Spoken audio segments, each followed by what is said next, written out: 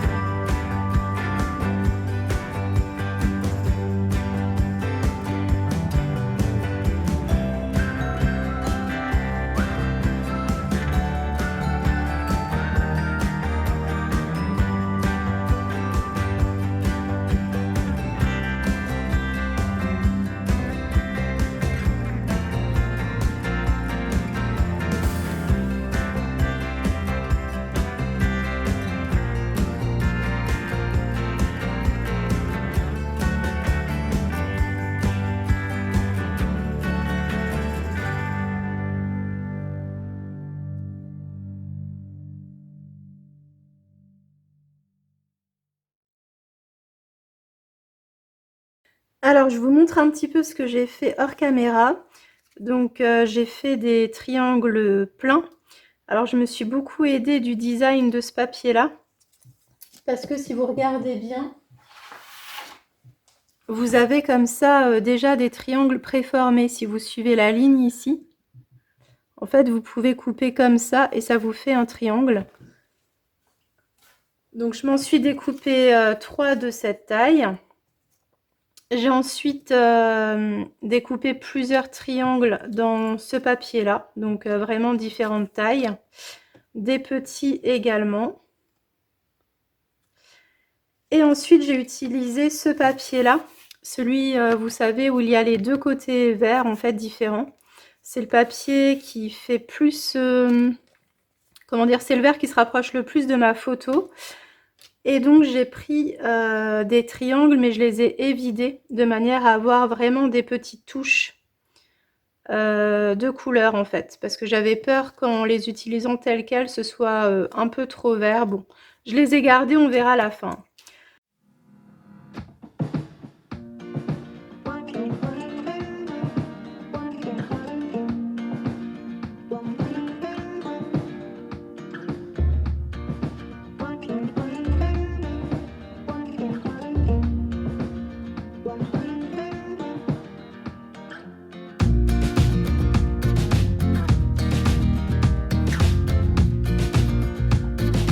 Donc voilà, l'idée, c'est vraiment de s'amuser avec ces découpes et d'essayer de trouver un équilibre.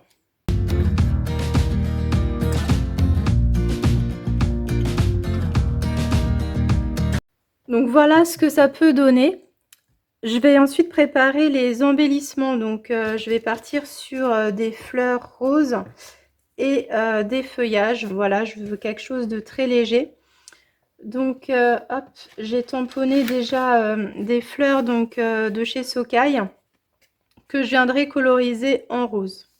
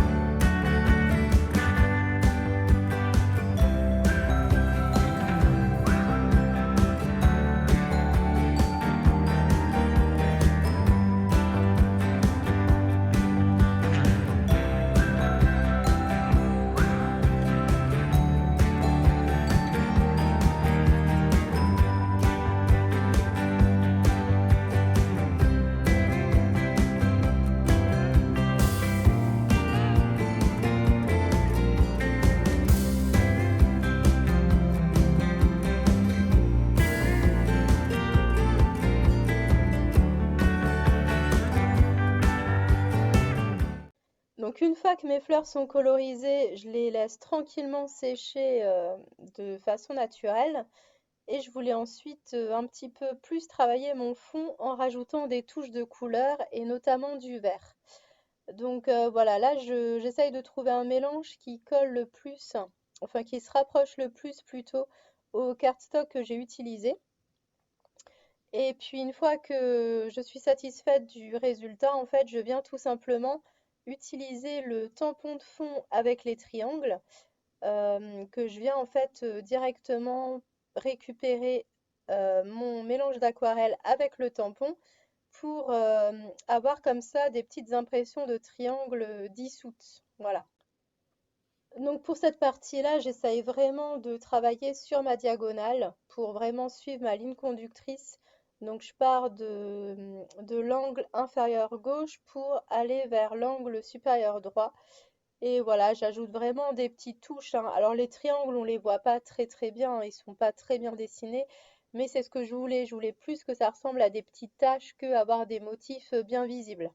Parce qu'étant donné que notre fond va être assez chargé avec l'ajout de triangles, l'ajout de fleurs, je me suis dit que si on rajoutait des motifs bien définis dans le fond, au final, notre œil se perdrait. Et voilà, je voulais vraiment plus rajouter des petites touches de couleur.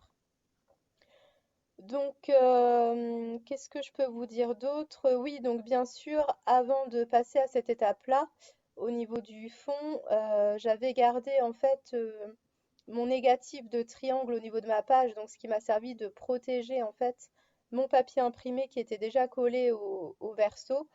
Donc, si vous décidez de faire cette étape de fond avec votre aquarelle, je vous conseille de le faire avant de coller votre papier imprimé au dos. Comme ça vous évitera de faire des dégâts. Voilà. Donc là, une fois que cette étape-là est faite, donc j'essaye de, comment dire, de construire ma page avec les différents éléments. Donc, je place ma plus grosse fleur au niveau de ma photo pour que l'œil soit vraiment tout de suite attiré par la photo, que ce soit vraiment l'élément principal de la page. Et ensuite, je viens placer les triangles comme j'avais essayé de le faire précédemment. Et comme ça, je viens mettre de temps en temps des petites fleurs au niveau de mes triangles. Donc, toujours poursuivre la ligne directrice qui est ma diagonale, donc qui part de en bas à gauche pour aller vers en haut à droite. Voilà. Pour la petite touche finale, j'ai également découpé un appareil photo dans la planche d'étiquette, donc que vous avez de Sokai, et également un titre noir de manière à apporter un petit peu de contraste. Donc voilà pour ça. Donc là, je suis en train de mater ma photo parce que du coup, je n'avais pas de bord blanc étant donné que j'ai découpé directement dedans. Donc j'avais envie qu'elle ressorte mieux. Donc voilà, je l'ai simplement collée sur un papier de récup blanc. Voilà. Et puis ensuite, je vais venir coller tous mes éléments.